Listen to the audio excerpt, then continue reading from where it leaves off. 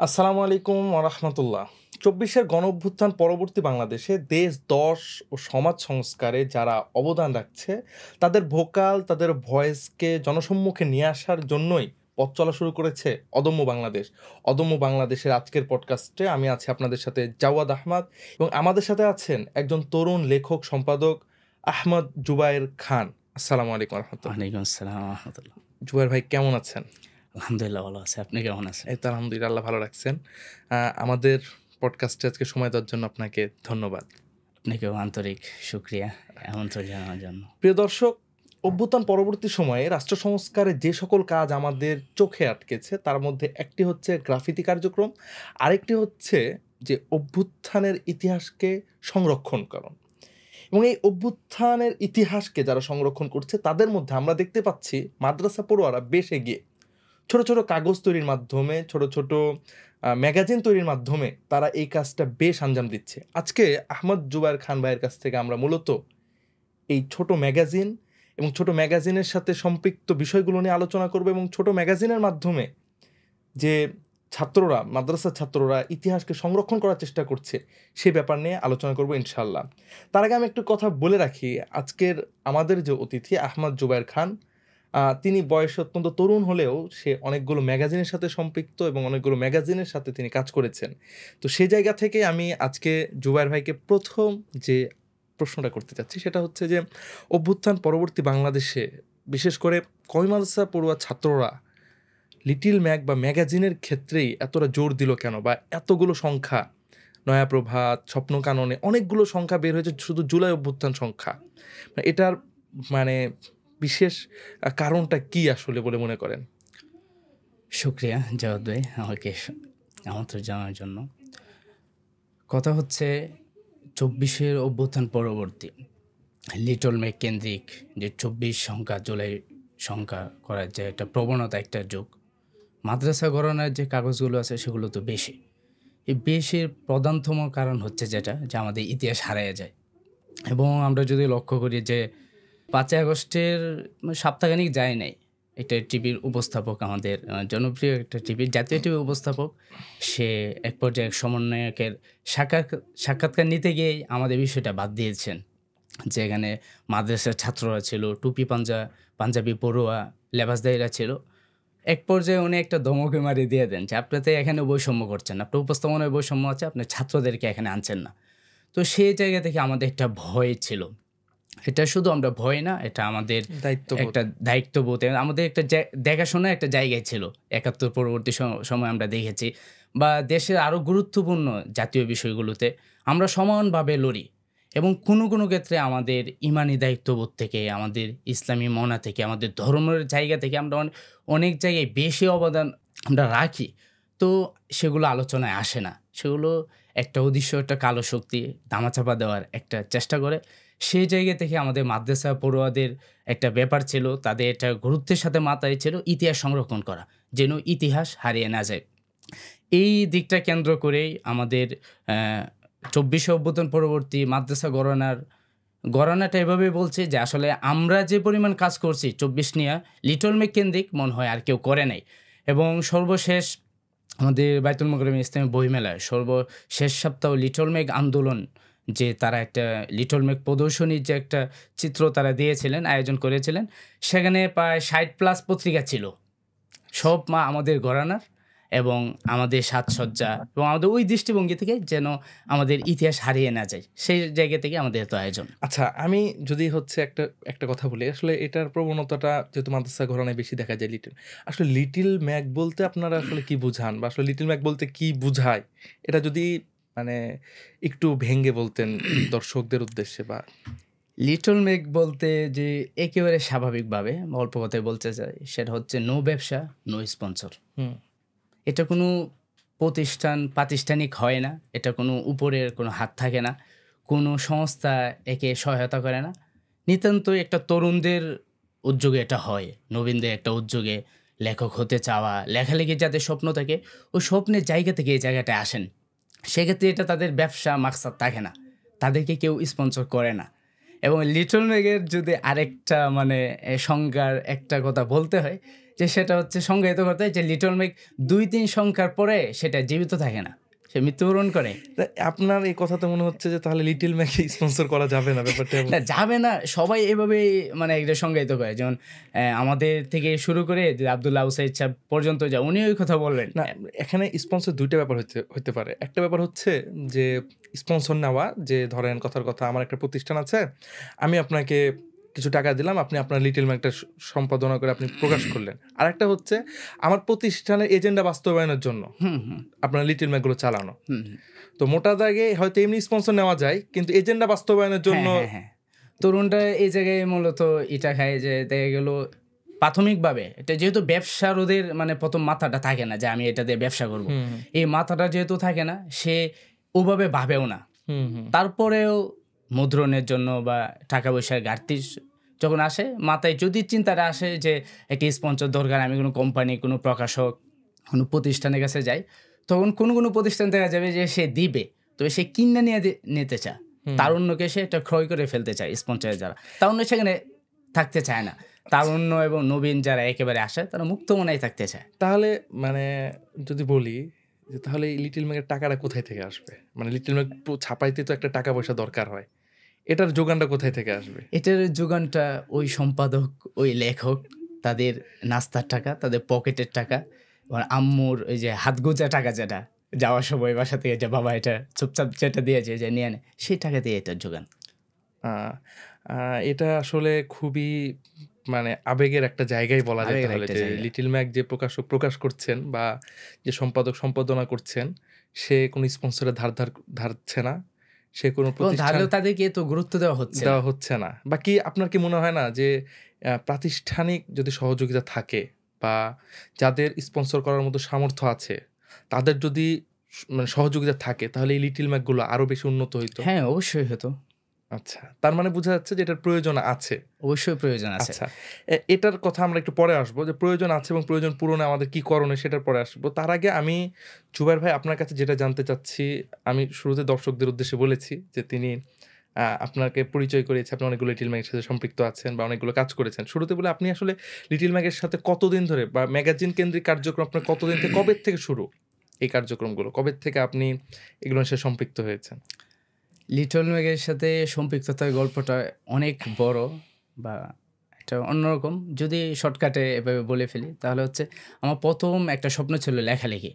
সেই লেখালেখির স্বপ্ন দেখে পরবর্তী যত আয়োজন, করোনার আগের বছর থেকে এটাই হয়। তারপরে আমাদের সাঈদ আবরার ভাইয়ের সাথে পরিচয় হয়। তারপর করোনার যে লং একটা সময় আসে, একটা লম্বা একটা বিরতি আমাদের সব প্রতিষ্ঠানের ক্ষেত্রেই ছিল। পড়াশোনায় একটা বিরতি ছিল, প্রাতিষ্ঠানিক পড়াশোনায় একটা বিরতি ছিল।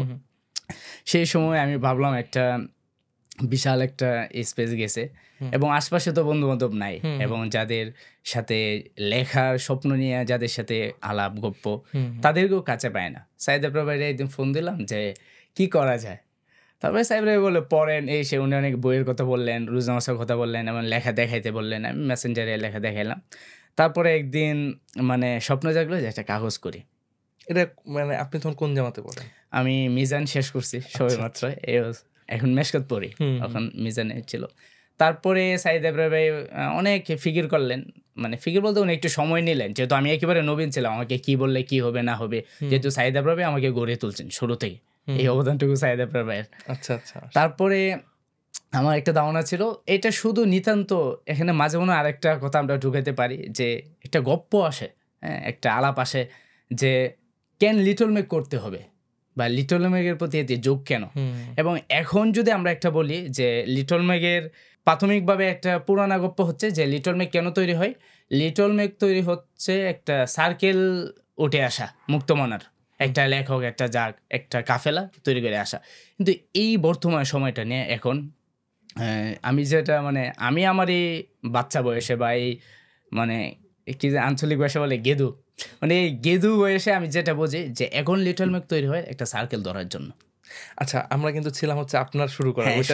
তো সেই জায়গায় আমার যে ধ্যান ধারণা ছিল, কোনো লেখক সংঘও তৈরি হওয়া না, কোনো সার্কেল নিয়ে আসা না, আর সম্পাদক হওয়ার তো কোনো মানে প্রশ্নই আসে না। এটার সামনে যদি বলি যে আমি অনেক দিন পর্যন্ত এটা কেউ জানতো না, হয়তো এখন পর্যন্ত জানতো না, এই ভিডিও দেখার পর হয়তো কেউ জানে যাবে যে এগুলো আমার হাত থেকে অনেক কিছু হয়েছে।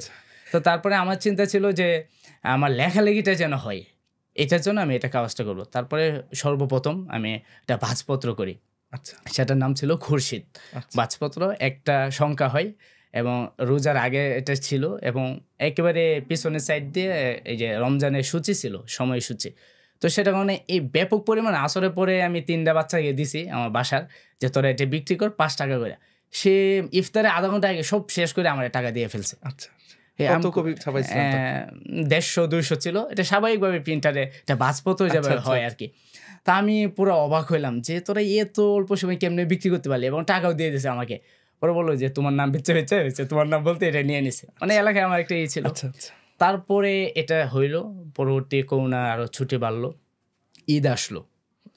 প্রথম করোনার হ্যাঁ, হ্যাঁ, পরে যে ১ম ঈদ। করোনার যে ঈদ। ঈদ আসার পরে সাইদ আবরার ভাইকে বললাম যে, "এখন কি করা যায়?" তো তিনি বললেন যে, "এখন কি করা যায়? একটু সময় নেই।" তারপরে ভাইবা উনি বললেন যে, "আমরা একটা ঈদ সাময়িকী করি।" তো শুধু ঈদকে কেন্দ্র করে এই সাময়িকীটা হবে আচ্ছা, এবং শুধু এই ঈদকে কেন্দ্র করে পরবর্তীতে আমরা একটা সাময়িকী করি, সেটা হচ্ছে সালামি নামে। আচ্ছা, আচ্ছা। এটা মনে হয় এখনো চালু আছে। হ্যাঁ, এখনো চালু আছে আলহামদুলিল্লাহ। শুধু ঈদে বের হয় ২ টা। পরবর্তীতে ঈদ গেল। আরো আমরা ছুটি পাইলাম, অবসর পাইলাম যে এখন কি করা যায়? এখন বললাম যে তাহলে একটা ম্যাগাজিন করা যায়। তো আচ্ছা। ভাই সাইদ আবরার ভাই অনেক কি করলো, উনার একজন বন্ধু ছিল সাজ্জাদ ভাই। আমি চিনতাম। এখন মানে এখন সাজ্জাদ ভাইকে হ্যাঁ, চিনি সাজ্জাদ আমরা। ভাই। সাজ্জাদ ভাইয়ের সাথে যোগাযোগ করলো। তারপর উনি কিছু নাম দিল সামনে সাজেস্ট করলো যে তোমার কি ভালো লাগে? পরবর্তীতে আমি একটা করি কি সেটা? স্বপ্নগান। আচ্ছা। পরবর্তীতে স্বপ্নগানের পথ চলা হয় আলহামদুলিল্লাহ এখনো। স্বপ্নকানন আপনার সাথে আছে কি? হ্যাঁ, হ্যাঁ, একটু আমার দেখান আমাদের। স্বপ্নকানন আছে এবং জুলাই পরবর্তী আমার যে সংখ্যা ছিল সেই আচ্ছা, সংখ্যা। স্বপ্নকাননের এটা হচ্ছে জুলাই সংখ্যা হ্যাঁ, নাকি? জুলাই আচ্ছা। সংখ্যা এটা হচ্ছে ১৪তম সংখ্যা। আচ্ছা, আচ্ছা। মানে এটার ১৪তম সংখ্যা পর্যন্ত আপনারা এটা টেনে নিয়ে হ্যাঁ, হ্যাঁ। আসছেন। মাশাআল্লাহ। স্বপ্নকাননের শুরুর গল্প হচ্ছে আপনার করোনা থেকে। হ্যাঁ। এই পর্যন্ত টাইমটা স্বপ্নকাননের আর্থিক যোগান কিভাবে হয়েছে? আর্থিক ১৪ টা সংখ্যা যেহেতু করছেন, হ্যাঁ। প্রত্যেকটা সংখ্যা কি নিজের পকেট থেকে করছেন? শুরু থেকে একেবারে প্রাথমিকভাবে ১০-১২ টা সংখ্যা হুম। একেবারে ধরতে গেলে ব্যাপারটা বলা উচিত ছিল না, তবুও একটা আলাপের জন্য বা একটা জায়গার গুরুত্ব দিতে গেলে যেভাবে কাজ করা যায় মনে হয় বলা উচিত। সেটা হচ্ছে আমি একাই দিতাম। আচ্ছা, আচ্ছা। আমি একাই যোগান করতাম এবং আম্মার টাকা দিয়েই আম্মা যে নাস্তার টাকা দিত, গুইজা দিত এটাতে আমি আচ্ছা, করতাম। মানে তারপরে এই সংখ্যাটা মানে স্বপ্নকানন আপনি বের করতেন আপনার নিজের পকেটের টাকা দিয়ে? হ্যাঁ, পকেটের টাকা দিয়ে আচ্ছা। এবং আমার যে খুব বেশি টাকা আছে তা না। হুম, আমার এইটা নাস্তার টাকা জমানো বেশি। পরবর্তীতে আমাদের কয়েকজন ভাই উনারা আমার ওয়াদা দিয়েছিলেন যে নাম প্রকাশ না করি, আমি আজও প্রকাশ করতেছি না। আচ্ছা, তো একদিন একটা পত্রিকা প্রকাশ হয়, উনি আমাকে ডাকেন এক জায়গায় গেলে, উনি আচ্ছা। একটা মুষ্টি টাকা দেন। আর ৳১,০০০ ছিল, মানে মোটামুটি অনেক ছিল। পরবর্তীতে সাইদ আবরার ভাই যখন বিষয়টা লক্ষ্য করলেন যে আমি হাঁপাইয়া যাইতেছি ব্যাপারটা এসে, উনি তখন দেশে ছিলেন এবং ফরিদাবাদ তখন মানে দর্শিয়াতে ছিলেন। মানে প্রাতিষ্ঠানিক পড়াশোনা তখনও তো বহাল ছিল। চলতেছিল আরকি, হ্যাঁ। তারপরে তো উনি একটু এদিক সেদিক করে ২ টা স্পন্সর নিয়ে দিছিলেন আচ্ছা, এবং ৳৫০০ করে দিছিল। এত কষ্ট লাগছে যে এত কালারিং একটা পেজ এসে যে এভাবে হোক চলছে এবং পরবর্তীতে যেটা হয় যে আসলে এই স্বপ্ন কানন করতে গিয়ে আমার অনেক কিছু শেখা। আচ্ছা, আপনি বারবার সাইদ আবরার ভাইয়ের নাম নিয়ে আসছেন। সে জায়গা থেকে আমাদের দর্শককে যদি সাইদ আবরার ভাইয়ের পরিচয়টা একটু দিতেন যে আসলে সাইদ আবরার ভাই কে এবং এখন কোথায় তিনি আছেন? আমি তো চিনি, আপনি একটু বলেন। মানে আমি কিভাবে বলি? আমি উনাকে বলি কি আমার একজন সাইদ আবরার ভাই। আচ্ছা, আসলে সাইদ আবরার ভাইকে আমি ছোট সময় থেকে যেভাবে দেখে আসছি, শুধু আমি একা যে উনার কাছে লেখা শিখছি তা না ব্যাপারটা। উনি যে কেউ যেত উনি নীরবে এই যে বলে না যে পিঠ হাতায়া, হাতায়া গামছা দিয়ে পিঠ মুইসা, মুইসা দেয় এমন। তো তিনি দর্শিয়াত দাওরাত ও ফরিদাবাদ থেকে দিয়েছেন। তার পরবর্তীতে জামিয়াতুল উস্তাদে ১ বছর আদব পড়ছেন। আদব পড়েছেন, আরবি সাহিত্য। পরবর্তীতে ইফতা পড়েছেন। এখন নদওয়াতুল উলামায় আছেন। আচ্ছা, আচ্ছা। মাশাআল্লাহ, সাইদ আবরার ভাই যদি এই ভিডিও আপনি দেখে থাকেন, আপনার জন্য অনেক দোয়া অবশ্যই। আচ্ছা, তো স্বপ্নকাননে আপনার হচ্ছে বলা যায় যে মোটা দাগে কাজ করা শুরু হলো স্বপ্নকাননে। তো স্বপ্নকাননের এই ভিতরের কাজ থেকে শুরু করে মানে লেখা সংগ্রহের প্রক্রিয়াটা কি ছিল? মানে কিভাবে লেখা সংগ্রহ করতেন? কাদের থেকে লেখা সংগ্রহ করতেন? হ্যাঁ? এবং এই কাজগুলো কিভাবে করতেন? শুরু থেকে আমাদের এই বাজপত্র আমি যেটা করছিলাম খুরশিদ, সেটা সম্পাদক বানাইছিলাম। আমাদের ১-২ সংখ্যারও সম্পাদক ছিলেন আব্দুল হাদী ভাই। আচ্ছা, আচ্ছা। আমাদের গাজীপুরের একজন শিক্ষক আব্দুল হাদী ভাই। তো উনার একটা কম্পিউটার ছিল, এই কম্পিউটারে করে ফেলছে। করে ফেলতাম এবং কিছু টাকা যায় আমি পারতাম এটা দিতাম এবং উনি এই পরিমাণ মানে নিঃস্বার্থভাবে মানে ত্যাগ করছেন। শীতের রাত, সারা লেখাটা রাত। কোথায় থেকে নিতেন লেখাটা সাইদ আবরার ভাই তো তখনই ফেসবুকে ছিল, ফোন ছিল না, উনি এত কিছু করে ফোন ছিল না, আমার তো ফোন তখনও ছিলই না। তারপরে উনি ফেসবুকে বা ওনার বন্ধু বান্ধব যারা ছিল ওনারাই লেখা আহ্বান করতেন, দিতেন। তো লেখাগুলো মেলে আসতো, আমি মেল দিতাম, তিনি মেলে দিতেন। তারপরে আব্দুল হাদি ভাই কম্পিউটারে করতেন। তো একটা সময় এসে যে আব্দুল হাদি ভাই কম্পিউটারে সমস্যা এসে আমারও ফোন নাই, কি করার। তারপরে মানে একটা হচ্ছে যে আমি যে ততদিনে কয়টা সংখ্যা হয়েছে স্বপ্ন? 3টা বা 4টা সংখ্যা। তারপর আমি যে মাদ্রাসায় পড়তেছিলাম তারবিয়াতুল উম্মাহ মাদ্রাসা, তো সেই মাদ্রাসায় ওই বছর ফার্স্টে ভর্তি হই, এবং ভর্তি হওয়ার পর জামাতে এটা হেদায়েতুন নাহর। আচ্ছা, হেদায়েতুন নাহরতে। তো তখন ভর্তি হওয়ার পরে তো করোনা ছুটি আরো দীর্ঘ হচ্ছে, তখন হয়েছে অনলাইনে ক্লাস হবে, ফোন লাগবে। আচ্ছা, অনলাইনে ক্লাস হবে, ফোন লাগবে। তারপরে ফোন কিভাবে, এখন আমার আব্বার মানে পূর্ণাঙ্গ কথা ছিল যে তোকে ধাওরা শেষ হওয়ার আগ পর্যন্ত ফোন দেওয়া যাবে না। এসে পরে ফোন লাগবে, ঠিক আছে। তারপরে আব্দুল হাদি ভাইয়ের এটাই ওনার টাচ ফোন ছিল, বলছে যে জুবাইরা ক্লাস করতে দাও তোমার এখানে। তো দিছে, তো ওনার কি জানে জিমেল ছিল, একটা মিডিয়ার নাম ছিল পোলাও, তো আমার চেতানি শুরু করছে যে মিডিয়া করতে আসছে, যারা অনলাইনে ক্লাসে ছিল। পরে আমি তো আব্বার কাছে পুরো ই করলাম, না ক্লাস করবো না, কেন, যে পোলাও আমার চেতাইতেছে, কি করতে হইব, আমার নতুন ফোন আসবো। তারপরে ওই ফোন আসলো, ফোন আসার পরে আস্তে আস্তে মানে হইলো। একদিন আমাদের পাশে একটা ভাই, সে আমাদের পাশে মসজিদের ইমাম সাহেবের একজন ছেলে, সোহেব ভাই নাম। সোহেব ভাই আমার একদিন ডাকলেন বাসায় যে ভাই একটু আসেন। কেন, যে আমি একটা মিডিয়া খুলবো, আমার একটা নামের দরকার, আপনি একটা নাম সাজেস্ট করেন। তাহলে আমি বাসায় গেছি, ওনার কম্পিউটার ছিল আর যাবতীয় যত আয়োজন ছিল সব আয়োজন ওনার বিদ্যমান ছিল। তারপরে উনি বললাম যে কিভাবে কি করবেন, উনি ডিজাইন করবে, মানে থাম্বনেল বানাবে। কোথায় বানাবেন, উনি ক্যানভা সফটওয়্যারের কথা বললেন। আচ্ছা, তো তখন ওই দিনই আমি ফার্স্টে ক্যানভা সফটওয়্যার সন্ধান পাই এবং এ পরিচয় হয়ে, তাই বললাম যে এটা ফোনে আনা জানা, বলে হ্যাঁ আনা যা। তারপরে ফোনে নিয়ে আসতে এসে, তো আমি আর তখনই করি না, আস্তে আস্তে ঢুকিয়ে এসে, তো এটা ঘাটতে ঘাটতে মানে একটা সময় এমন দেখলাম যে ক্যানভারে সব করা সম্ভব। এবং ক্যানভা ছাড়া আরও সহযোগী কিছু সফটওয়্যার আছে, এগুলো দিয়ে করলাম। এবং একটা সময় আমি পূর্ণ মানে এখানে পৌঁছলাম যে একটা ফোন দিয়ে একটা কম্পিউটারের কাজ সম্পূর্ণ করা সম্ভব। আলহামদুলিল্লাহ, তখন থেকে এখনো পর্যন্ত শুধু স্বপ্নগণন না, স্বপ্নগণে এই যে সাজসজ্জা করতে গিয়ে একটা মানে একটা বিদ্যা শিখে গেছি, এবং ফোন দিয়ে আলহামদুলিল্লাহ সব চালাইছি। মানে আপনি হচ্ছে মানে ফোন দিয়ে কি মানে এই পুরো ডিজাইন আপনি ফোন দিয়ে করছেন? পুরো ডিজাইন মানে শুরু থেকে প্রচ্ছদ থেকে শুরু করে নিয়ে শেষ পর্যন্ত এটা আপনি পুরো ডিজাইন হচ্ছে ফোন দিয়ে করছেন? শুধু ফোন দিয়ে। এখন আরেকটা বিষয় হচ্ছে, যদি এই স্বপ্নগানন যদি চাইতে রাখি আরও কথা বলি, যেমন সংযুক্তি আছে, সংযুক্তি সহ আপনি যখন আমার এই জায়গায় ইনভাইটের কথা বললেন, তখন আমি স্বাভাবিকভাবে এটা গণনা করছি প্রায় 47টা মতো কাজ বাজারে আছে এবং সম্পূর্ণ ফোন দিয়ে করা। আচ্ছা, মানে 47টা ছোট কাগজের সাথে আপনার সম্পৃক্ততা? 47টা ছোট কাগজ সংখ্যাটা এভাবে না, 47টা সংখ্যা। 47টা সংখ্যা, মানে টোটাল করে 47টা সংখ্যা। আচ্ছা আচ্ছা, মানে 47টা তো আপনার একার না, অন্যদের কাজও আপনি করে দিয়েছেন ফোন দিয়ে। যে আমার সামনে তারাফুল আছে, তারাফুল ছিল নকিব ভাইয়ের, তারপরে পেরেক ছিল, মোটামুটি ছিল। এবং জানলে অবাক হবেন কে যায় না, কিছুদিন আগে নরসিংদী থেকে একটি স্কুলের স্মারক করে ওরা পুনর্মেয়নী, সে আমার কাছে একজন ধরায় দেয় যে উনি ভালোই সাজসজ্জা পারে, ওনার কাছে তো ওই স্মারকের একটা ফুল নিয়ে ফোন দিয়ে করে দিচ্ছে। মানে পুরোপুরি ফোন দিয়ে। আমরা তো আসলে জুবাইর ভাই, মানে আমি নিজেও একটা দুইটা ছোট কাগজ সম্পাদনা করেছি। তো এখানে একটা বড় ইস্যু হচ্ছে লেখা আসার পরে, লেখার সম্পাদনা করার পরে ডিজাইন করাটা। ডিজাইনারদের পিছনে ছুটতে হয়, ডিজাইনারদেরকে টাকা দিতে হয়, এমনিতেই টাকা পয়সা তো আপনি নিজেই বললেন। তাহলে আপনি আসলে এই যে এতগুলো সংখ্যার কাজ ফোন দিয়ে করছেন, মানে এই রাজ আপনি এতদিন নিজের মধ্যে গোপন রাখছেন কেন? এটা গোপন রাখি নাই, যারা এই বিষয়টা আমি আগ্রহী দেখছি, যাদের, যে আমি একজন নাম বলতে পারি, গুলবার ফাহিম। তো গুলবারের সাথে গত বছর আমার মেলায় পরিচয় হয়। আচ্ছা, সাইদ আবরার ভাই, তারপরে আমাদের সাজ্জু ভাই ছিল, নকিব ভাই ছিল, সবার ছিলাম। তো তারও এরকম একটা গল্প আছে, সে ফোন দিয়ে কাজ করে, তবে পূর্ণাঙ্গ সম্ভবত জানা ছিল না, বা জানা থাকলেও কিছু দিক হয়তো জানা ছিল না। তারপরে আমি বললাম যে তুমি তো এভাবে করতে পারো।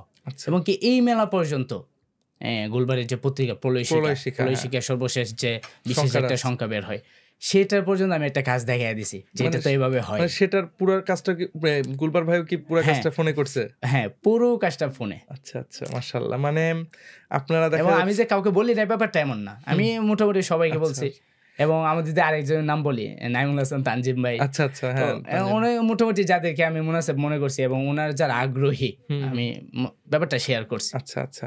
তা আপনি তাহলে বলতে চাচ্ছেন যে একটা ফোন দিয়ে পুরো পত্রিকার মানে প্রচ্ছদ থেকে শুরু করে ভিতরের কাজ-বাজ সবকিছু করে ফেলা সম্ভব এবং সেটা সম্ভব। ক্যানভা সফটওয়্যার দিয়েই।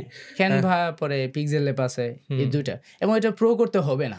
কেন আমি 38 টাকা দিতে যাব বা 40 টাকা 42 টাকা একটা অফার আসে না? এটা আপনাকে 100 ধরেন আপনি একটা কিছু চার্জ দেন, এটা ফুল চার্জ দিলেন যে আমারটা ফুল লাগবে। আপনি 100টা দিবে, 100টার ভিতরে একটা ফ্রি থাকবে না? একটাই আপনার কাজে লাগাতে হবে। Exactly, good. আচ্ছা, এখন ঘটনা হচ্ছে এটা তো গেল হচ্ছে আপনার মনে করেন যে অঙ্গসজ্জার কাজ, ঠিক আছে? এখন এটাকে ছাপা পর্যন্ত নিয়ে যাওয়া, এটার যাত্রা কেমন ছিল? মানে এটা মানে কিভাবে ছাপান, কোথায় থেকে ছাপান বা ছাপানোর খরচটা কেমন হয়? ছোট কাগজ। এখানেও আরেকটা মজার গল্প আছে, সেটা হচ্ছে বাজপত্র যেটা ছিল সেটা কম্পিউটারে প্রিন্টার দিয়ে বের করা হয়েছিল। আচ্ছা, মানে এমনি নরমাল প্রিন্টার? নরমালি করে বাজ করে চলতো। তারপরে যখন সালামিতে আসলাম, তারপরে আমি চিন্তা করলাম কিভাবে কি করা যায়। এর কোনো ফাঁকে সম্ভবত কাজী জুবায়ের ভাইয়ের সাথে আমার কথা হয়েছিল। আচ্ছা, কাজী জুবায়ের ভাই বলতে ওই যে কাজী জুবায়ের মাহমুদ ভাই। আচ্ছা। ওনার সাথে অন্য একটা প্রসঙ্গে কথা হচ্ছিল। আমি মোটামুটি একটা ম্যাগাজিনের দাম নিয়ে নিয়েছিলাম যে কেমন পড়বে। আমার একটা আইডিয়া ছিল, ওটা 10-12 হাজার টাকা। এই তো জিন্দিগিতে সম্ভব না আমার পক্ষে। তারপরে আমি আস্তে আস্তে মানে লক্ষ্য করলাম যে কিভাবে কি হয় এই সেই। তারপরে ছাপাখানা গেলাম, এসে মানে সব কিছু আমি দেখছি যে কভারটা আমি বাহির থেকে করে নিয়ে আসছি। মানে যারা নর্মালি মাহফিলে কাজ করতো, পোস্টামোস্টার ছাপাইতো, ওরে দিয়ে ছাপাই নিয়ে আসছি। ভিতরটা 80 গ্রাম কাগজে। আমাদের সবচেয়ে বিস্ময়কর বিষয় ছিল যে 80 গ্রাম কাগজে আমরা রঙিন স্বপ্নগ্রহণ ছাপাইছি। আচ্ছা। এটা শুধু মনে হয় আমাদের একটু এদিক সেদিকের জন্য ছাপাইছি, স্বাভাবিকভাবে ছাপানো যাইতো না। তারপরে সব কিছু হয়েছে, ওকে আমি পিন মারতে পারি না। মানে নর্মালি দোকান থেকে সব বের করে নিয়ে আসি। মানে আপনি হচ্ছে কভারটা বাইরে থেকে ছাপাই নিয়ে আসছেন, এরপরে 80 গ্রাম কাগজে ভিতরের কাজ মানে প্রিন্টার থেকে ছাপাইছেন, মানে প্রেস থেকে? আচ্ছা, তারপরে? প্রেস না, নর্মালি ফটোকপি দোকান থেকে। আচ্ছা। দোকান থেকে। একটা বইয়ের রূপ দিতে হবে, একটা কাটার মেশিন লাগবে, একটা স্টেপলার লাগবে। এগুলো কি করার? এখন স্টেপলার মানে কাটার মেশিন মোটামুটি আমি স্কেল ধরে এরকম টানতাম। আচ্ছা। এবং কি একটা মানে দুঃসাধ্য গল্প যে একদিন আমি টানতে গিয়ে এরকম কাটার আঙ্গুলের ভিতরে দিয়ে দিয়েছি। আচ্ছা। মানে স্টিলের স্কেল ছিল, তো এরকম পত্রিকা ধরছি, এরকম টান দিছি, তো স্টিলের মাথা যে উপরে ছিল খেয়াল খেয়ে পুরো আঙ্গুল কলা মতো চলে গেছে। তোমার জায়নামাজ দিয়ে পেঁচা আমি রক্ত আটকাতে পারছিলাম না। এত বলা যায় যে লিটল ম্যাগের জন্য রক্ত ঝরেছে নাকি? হ্যাঁ, রক্ত ঝরেছে। পরবর্তীতে স্টেপলার কি হবে, সাধারণ একটা স্টেপলার কিনলাম। আমি কি করলাম যে কাঠ দিয়ে কিভাবে এটা বানানো যায়। আচ্ছা। তারপরে আমার বাসায় কিছু টুকরা কাঠ ছিল, এটি কাইটা মাইটা আমি এই ফ্রেশেরিতে যেভাবে থাকে এই যে স্টেপলার যে সিস্টেম, আমি কাঠ দিয়ে ওই সাধারণ একটা স্টেপলার ভাঙিয়া এটা বেনে আমি পিন মারছি। তারপরে করছি, বাজারে আসছে। কেউ ধারণা হয়তো করে নেই যে এটা এত সংগ্রাম নিজের ঘরে ঘরোয়া বানানো। তো স্বাভাবিকই ভাবছি যে এটা কাগজ স্বাভাবিক। মানে এটা একটা আপনি যেন মনে হচ্ছে যে লিটল ম্যাগের কিছু কি বলে এটাকে আশ্চর্যজনক ঘটনা বলতেছেন আমাকে, যে ঘটনাগুলো আসলে সচরাচর হয় না। মানে আমরা তো লিটল ম্যাগ করছি যেভাবে কি যে একটা লিটল ম্যাগের ঘোষণা করছি, লেখা সংগ্রহ করছি, সম্পাদনা করছি, টাকা দিয়ে ডিজাইনারকে দিয়ে প্রচ্ছদ করিয়েছি, তারপরে ভিতরের কাজগুলো করিয়েছি, তারপরে প্রেসে দিয়ে পুরো কাজটা করে নিয়ে আসছি। হয়তো 1000 সংখ্যা আমার 15,000 20,000 টাকা খরচ হয়েছে টোটালি এভারেজে। কিন্তু আপনার গল্পটা কিন্তু একটু ডিফারেন্ট। আমি যদি বলি যে এই যে এটা তো গেল হচ্ছে আপনার প্রথম সংখ্যার কথা, যেটা আপনি প্রথম 3-4টা সংখ্যা। এরপরে এখনো কি আপনি এভাবেই করেন? না। এখন কিভাবে করেন বা আপনি প্রেসের সাথে কিভাবে আসলে? পরবর্তীতে মানে আমাদের চাহিদা ছিল ব্যাপক। তখন সবাই তো বাসায় ছিল করোনার সময়টা এসে। তারপরে দেখছি এভাবে দিয়ে মানে আমি উঠতে পারতেছি না, টাকা পয়সা পোষাইতেছে, হাঁপিয়ে যাচ্ছে ব্যাপারটা। তারপরে আমি নীলক্ষেত করি, তো নীলক্ষেতে 1-2টা সংখ্যা ছাপাই। নীলক্ষেতে স্বাভাবিকভাবে যাবে, কিন্তু ওইটা আমার চয়েসে আসে না। আচ্ছা, নীলক্ষেতে তো মানে ফটোকপি ছাপানো নেই? ফটোকপি ছাপানো হয়। একটা বাধাই ঘরের সাথে আমার হয়েছিল, কথাবার্তা হয়েছিল, বুঝাই দিয়েছিলাম যে এভাবে করবেন, পারবেন? হ্যাঁ কইছে পারবো। সে টাকা নিত, কিন্তু নীলক্ষেতে যে বিষয়টা হয় যে আপনি একটা কাগজ ছাপছে, তো ওটা পানি পড়ার পরে নষ্ট হয়ে যায়। আচ্ছা, ওই যে কালিটা থাকে না, স্থায়ী হয় না। তো পরবর্তীতে করলাম যে এখানেও করা যাবে না, কি করতে হবে, সরাসরি ফ্রেশ থেকে যেভাবে সবাই করে আমার এভাবে করতে হবে। এই প্রেসের এখন মানে আপনি কোথায় থেকে করেন, কেমন খরচ আসে, বা প্রেসের জার্নিতে আপনার কোনো বাধা বা আপনার কোনো ঠেকছেন নাকি কখনো? হ্যাঁ, এটা সবাই মোটামুটি ঠেকে। এবং লিটল ম্যাগের ওই যে একটা সংজ্ঞায় বলা হলো যে লিটল ম্যাগ টিকে না, হুম হুম হুম। 1-2 সংখ্যা পরে টিকে না। আমি মনে হয় এই জায়গাটার জন্য টিকে না। আচ্ছা, সে প্রত্যেকটা পদে পদে ওই তরুণ ওই স্বপ্নিক যে আসে সেটাতে মানে ঠকে এবং বাধার সম্মুখীন হয়। এবং পরবর্তী আমি যখন লিটল ছেড়ে সরাসরি এসে বাংলা বাজার আসি, একজন ভাইকে কাজ দিই। তাই কাজ দেওয়ার পর উনি এটা ছাপায়া দেয়। ছাপায়া দিলে উনি টাকা নিচে এসে আমি ডিজাইন সব কিছু ওকে করে দিই। ওকে দেওয়ার পরে বলছে যে আপনি শুধু ছাপায়া দিবেন। বললো ঠিক আছে আমি ছাপায়া দেবো। তো ছাপাইতে একটু সময় নিছে, একটু দেরি করছে। আমার 21 বইমেলায় ওটা সংখ্যা ছিল আসার কথা। কিন্তু সময় নেওয়ার পরে আমি একটু মানে উত্তেজিত ছিলাম এবং সাইদে প্রভাবের কিছু বললাম যেহেতু দেরি হইতেছে এখানে এসে। তারপরে আমাদেরই একজনকে সে পাঠাইছে এক জায়গায় যে এটা নিয়ে আসো। ওই সংখ্যাটা ওই জায়গায় কারখানায় নিয়ে যা। তারপর ওই কারখানায় আমি চিনলাম, ওদের সাথে গেলাম, আলাপ করলাম এবং পরবর্তীতে দেখলাম যে আসলে আমার এই সংখ্যাটাই যেটা খরচ হয়েছে এটা যদি আমি সরাসরি থাকতাম খরচ হতো না। মানে আমি আপনার কথা বুঝি নাই। মানে মাঝখানে আপনি একজনকে বাংলা বাজারে একজন ছাপাইতে অচেতা ছিল। আচ্ছা, অচেতা ছিল, মাধ্যম ছিল। হ্যাঁ, মাধ্যম কাছে নিয়ে আসার পরে গিয়ে দেখছেন যে খরচটা অনেক কম। হ্যাঁ, হ্যাঁ, হ্যাঁ। ব্যাপারটা হ্যাঁ, যে ওর সাথে একটা খরচ হয় আচ্ছা বা উনি আলাদা একটা ফি রাখেন। এটা পরিশ্রমের মূল্য আছে, স্বাভাবিক। আচ্ছা, এটা নাজায়েজ কোনো কিছু না। হুম এবং পরবর্তীতে আমি ওনাদের সাথে সরাসরি চুক্তিবদ্ধ হলাম এবং বললাম যে আমি তো ফোনে এভাবে কাজ করি, ঠিক আপনারা ফাইনালি অফিসিয়ালি কাজ নিয়ে আসতে পারবেন? বললো অবশ্যই হ্যাঁ। এবং ওনাদের সাথে চুক্তি করি এবং চুক্তি করার পরে এখন আমার যে অবস্থা যে সমানতালে লিটল ম্যাগ আমি যেভাবে করতেছি আরেকজন এভাবে করতেছে, ওর 10,000 টাকা লাগতেছে, আমার 4,500 টাকা লাগতেছে। আচ্ছা, 4,500 টাকায় মানে কত সংখ্যা, কত ফরমার? এটা তো অনেক ব্যবসায়িক পলিসি থাকে, অনেক কাগজের হিসাব থাকে। এটা স্বাভাবিকভাবে একটু বলেন। মানে দেখেন এই যে লিটল ম্যাগ গুলো বন্ধ হয়ে যায়, আমরা তো চাই না মোটা থেকে লিটল ম্যাগ বন্ধ হোক। এখানে মেন যে জায়গাটা থাকে যে যারা উদ্যোগ নেয় তার উদ্যম হারিয়ে ফেলে। উদ্যম হারিয়ে ফেলে কেন? আমি যেটা বললাম যে আমার প্রথম সংখ্যা করতে ধরেন 20,000 টাকা খরচ হয়েছে। এখন যদি আমার প্রত্যেক সংখ্যাতে 20,000 টাকা খরচ করতে হয়, আমি কি পারবো? এটা তো সম্ভব না। আবার আপনি বলছেন যে হচ্ছে স্পন্সর নেওয়া যাবে, স্পন্সর পাওয়া যায় না সোজা কথায়। তাহলে আপনি একটু ডিটেইলি বলেন যে এইভাবে করলে এইভাবে খরচ কমবে। তাহলে যদি আরও 5 জন স্বপ্নিক তরুণ লিটল ম্যাগে উৎসাহী হয়, লিটল ম্যাগের প্রয়োজনটাকে সামনে রেখে কাজ করতে চায়, তাদের জন্য অনেক সহজ হবে। আপনি একটু বিস্তারিত বলেন প্লিজ। কিভাবে কম খরচে বা লিটল ম্যাগ যারা আমরা হুম। ঠকতাছি বা আমাদের বাধার সম্মুখীন হইতেছে এগুলো কাটাই কিভাবে একটা লিটল ম্যাগ নিয়ন্ত্রণ থেকে বের করা যায় হাতে থাকা ফোনটা দিয়েই। হুম সেটা হচ্ছে আপনি যখন ফোন দিয়ে এটা করবেন, আপনি এখানে ডিজাইন খরচ লাগবে না, অনেক কিছুই লাগবে না। ফোনে কাজটা নিয়ে আসা এবং এই ফোনে কাজটা এটা দেখা এবং আমার যে একটা মাধ্যম আছে বা আমার হাতে এটা আছে, এটা মানে যতভাবে এটাকে আওলানো যায় আওলায় দেখা যে এটাতে কী করা সম্ভব।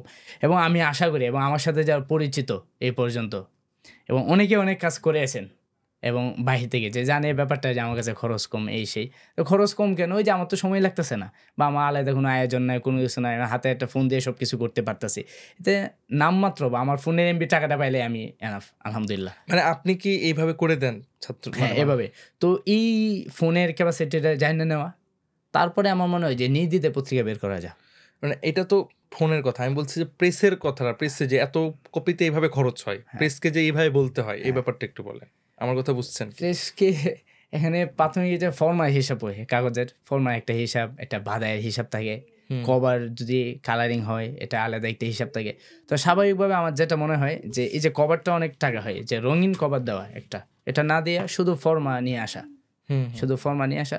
সেই ক্ষেত্রে আপনার 55 গ্রাম কাগজ যদি আমরা ধরি, এরকম যে 55 গ্রাম কাগজ দিয়ে ধরলেও 1,500 টাকায় ফরমা করা যায় সব কিছু দিয়ে। আপনি শুধু পিডিএফটা দিয়ে দিবেন এবং এটা যে কেউ না করতে চায় আমি আপনাদের করে দেবো। আচ্ছা আচ্ছা।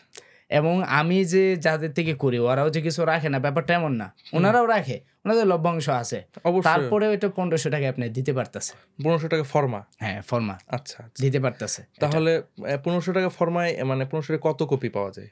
300। আচ্ছা, মানে 1,500 টাকায় এক ফরমাত 300 কপি। তাহলে যদি কেউ 3 ফরমার একটা কাগজ করে 300 কপি, তাহলে মোটামুটি 4,500 টাকা। মানে 4,500 টাকা, মাত্র 4,500 টাকা হইলে একটা সংখ্যা বের করা যায়। এবং এটা যদি কাগজটা আরো নিম্নমানের দেন আরো টাকা কমবে। আরো টাকা কমবে? হ্যাঁ। কি বলেন? তাহলে তো মনে হচ্ছে যে পানির দরে হচ্ছে। হ্যাঁ, লিটল ম্যাগ করা যায় আসলে।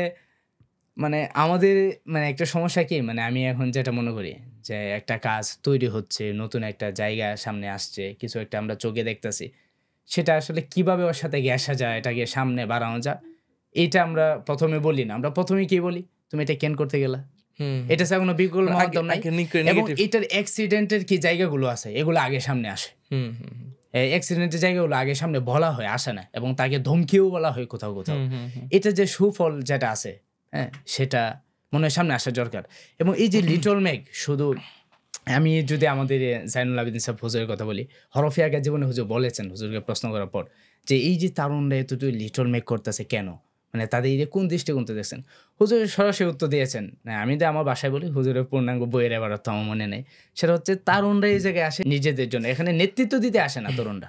এখানে আমি ২ টা কথা বলি। একটা কথা হচ্ছে যে আপনি একজন প্রসিদ্ধ লেখক সমর ইসলাম সাহেবের নাম শুনে থাকবেন। হ্যাঁ, হ্যাঁ, হ্যাঁ। সমর ইসলাম সাহেব। ওনার উপন্যাস তো নলক, সমর সেটা ইসলাম সাহেব তো অনেক ছোটকালে পড়া হয়েছে। প্রসিদ্ধ মানুষ, অনেক উপন্যাস লিখছেন। তো সমর ইসলাম সাহেবের একদিন সমর ইসলাম সাহেবের সাথে আমি সামনাসামনি কথা বলছিলাম। তো আমি তাকে জিজ্ঞেস করছিলাম যে মানে বর্তমান সময়ে আসলে লিটল ম্যাগের প্রয়োজনীয়তা বাকি আছে কিনা?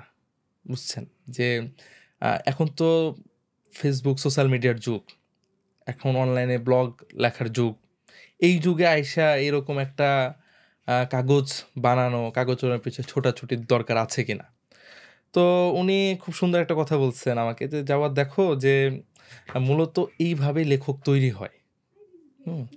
এখনকার ফেসবুকের যে যুগ, ফেসবুকে লেখার মাধ্যমে আসলে লেখক তৈরি হয় না। ফেসবুকে লেখার মাধ্যমে অ্যাক্টিভিস্ট তৈরি হয়। কিন্তু এই ছোট কাগজে কাজ করার মাধ্যমেই লেখক অতীতে তৈরি হয়েছে।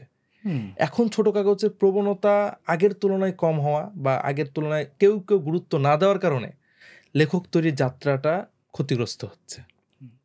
মানে তিনি এই জায়গায় যদি আরেকটা আলাপ ঢোকান, যে প্রথম সারির পত্রিকায়, জাতীয় পত্রিকাগুলো, বড় বড় পত্রিকাগুলো, সেগুলো লেখককে উপস্থাপন করে। হুম, তো তারা যে লেখককে উপস্থাপন করলো, অবদান তাদের না, অবদান লিটল ম্যাগগুলোর। অবশ্যই। এই লিটল ম্যাগ চড়ে বেড়ায় একটা লেখক তৈরি হয়, হুম। এবং যখন সে ১০-১২টা লিটল ম্যাগ ঘুরে সবার সামনে আসে, তারপর সে যারা বড়রা আছেন, বড় পত্রিকা এটা আছেন, আমি ওনাকে সামনে নিয়ে আপনারে আসেন। এই যে এই বইমেলাতে আমাদের যে আপনি লিটল ম্যাগ আন্দোলনের কথা বললেন, আমাদের পরিচিত ২-১ জন ভাই এই কথাও তুলছিল যে এই ছেলেগুলো যে দৌড়ে বেড়াচ্ছে হুম। এইভাবে, মানে ভাষাটা এমন ছিল যে এই ছেলেগুলো যে লিটল ম্যাগের পিছনে দৌড়ে বেড়াচ্ছে আসলে এদের কি লাভ?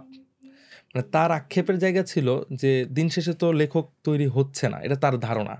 আপনার কি মনে হয় আসলে দিন শেষে কি লিটল ম্যাগের মাধ্যমে লেখক তৈরি হচ্ছে? আপনি ২-৪ জনের উদাহরণ যদি বলি যে ভাই সামনে দেন, কাদের কথা বলবেন যারা লিটল ম্যাগ থেকে উঠে এসেছে? আমি একে ২ টা বিষয় বলতে চাই। ১ম, লিটল ম্যাগের উদ্দেশ্য হচ্ছে, মানে সংজ্ঞার যেটা বলেছে, লিটল ম্যাগ কারা করে? সাপনিক তরুণরা করে। হুম, হুম। এখন এই সময় এসে লিটল ম্যাগ করানো হয়। লিটল ম্যাগ? একটা জায়গা আছে। আচ্ছা। সে জায়গাটা কি? যে ১ম হচ্ছে যে আমি, ধরেন আমার ভিতরে ১ম স্বপ্ন যে আমি লিখবো, এই সে করবো। এই আপনার কাছে গেলাম, "জাওয়াদ ভাই, আমি তো এটা করতে চাই।" হ্যাঁ? এখন আপনার ফ্রেশ আছে। হ্যাঁ? আপনি প্রেস যেটা। ফ্রেশ যেটা, সেটা আপনার ছাপার যন্ত্র অনেক কিছু আছে, এই সেই। এখন আপনি ভাবলেন যে আমি যদি জুবাইরকে বলি যে একটা পত্রিকা করুক, আমি লাভবান হব। ঠিক আছে? বা আপনি ডিজাইনার, হ্যাঁ? আমি আগে আপনাকে বললাম যে, "ভাই, আমি তো লেখালেখি করতে চাই", এসে। তো আপনি ১ম বললেন যে, "তুমি একটা পত্রিকা করো, একটা ম্যাগাজিন করো।" তখন এটা কর্ম মানে কি, আপনার কাজ দেবো। আপনি এই কাজ দিয়ে মোটামুটি আপনার একটা অঙ্ক যাবো। তো এইভাবেও ছেলেদেরকে কাজে আনানো হয়। আচ্ছা। আমাদের মতো বাচ্চা পোলাপানকে এভাবে কাজে আনানো হয়। আমি স্বচক্ষে দেখছি, অহরহ বলতে পারবো যে তাদেরকে এভাবে আনানো হয়েছে। মানে তাহলে তো তার আসলে লেখার চর্চার হ্যাঁ, জায়গাটা তৈরি হ্যাঁ। হচ্ছে না। তো এইটা কিন্তু ওই কৈফিয়তটা দেওয়া যাবে না যে ছেলেগুলো এভাবে দৌড়াদৌড়ি করতেছে কেন? হুম, লিটল ম্যাগলে কেন দৌড়াদৌড়ি করতেছে? তাকে দৌড়াদৌড়ি করানো হচ্ছে। হুম, তাই দৌড়াদৌড়ি করানো হচ্ছে। আর আরেকটা বিষয় হচ্ছে যে বলছিলাম যে এখন লিটল ম্যাগ হয় সার্কেল ধরার জন্য। হুম, হ্যাঁ? যদি গপ্পটা এভাবে আসে যে ধরেন একটা রাজনৈতিক দল, হ্যাঁ? বা এমন একটা দল, তার মূলত মাকসাদই হচ্ছে তাদের দাওয়াত প্রচার করা, এই সেই করা। তা আপনি রাজনীতি পছন্দ করেন না, মাঠের রাজনীতি এভাবে পছন্দ করেন না। আপনি ঘরোয়া মানুষ, ঘরোয়াভাবে থাকতে চান। এখন আপনাকে সে কিভাবে সাজেস্ট করবে? বা সে কিভাবে উনার দ্বার কাছে নিয়ে যাবে? সে দেখলো যে আপনি লেখালেখি ভালোবাসেন, এই সেই। তো তারা একটা বিভাগ করলো যে কিছু তরুণ আছে যে ওরা লেখালেখি নিয়ে থাকবে, এই সেই। এটার জন্য তারা একটা আলাদা জায়গা নিল। মানে তাদের একটা দাওয়াত, একটা কিছু নিয়ে। তো এইটা কিন্তু কাউকে না কাউকে দাওয়াত দেওয়া হয়। হুম, সে একটা সংগঠনের, এতেই কিন্তু পেছন দিয়ে একটা তাদের একটা কথা আসে, একটা ধাক্কা আসে, হ্যাঁ? বড় ভাই ছোট ভাই একটা ইয়ে আসে যে বড় ভাই বলছে কাজটা করতে। এটার জন্য করা হয়। তো এটার কৈফিয়ত কিন্তু সে নিবে না। হুম। আমরা তাকে দেওয়া হয়। যে ধরেন কথা আমার একটা সংগঠন আছে, এই সেই, আমি না, এটা ঠিক আছে ভাই, জুবায়ের ভাই।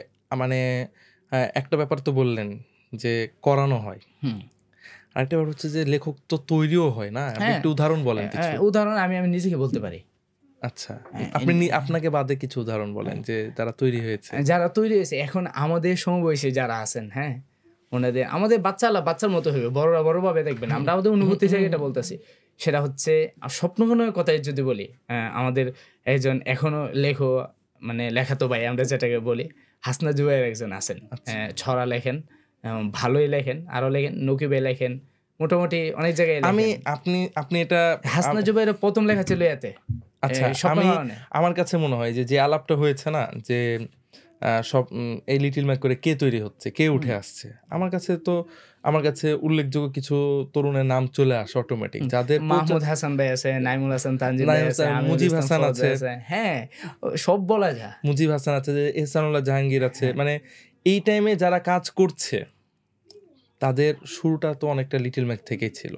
হ্যাঁ, এবং এই লিটল ম্যাক আমার যে কে না লিটল ম্যাক থেকে উঠে আসছে, সবাই তো লিটল ম্যাক না, মানে এটা তো আমাদেরকে দৃষ্টান্ত দিতে হবে, যখন যারা লিটল ম্যাককে মোটামুটি পছন্দ করে না বা পছন্দ না করে প্রয়োজন অনুভব করে না, লিটল ম্যাকের সংজ্ঞা দিয়ে আমাকে বন্দি করা হলো। যদি একটু পত্রিকা বলা হতো প্রাতিষ্ঠানিক ভাবে, তাহলে আমি যদি বলি তাহলে আমাদের জয়নুল আবেদিন সব লিটল ম্যাক থেকে তৈরি আসছে। যদিও লিটল ম্যাক শব্দ পত্রিকা, ওই শব্দ দিয়ে গড়ানা ভিত্তিক মদিনা থেকে উঠে আসছে, ফার্স্টে লেখা ছাপা হয়েছে মাসিক মদিনা।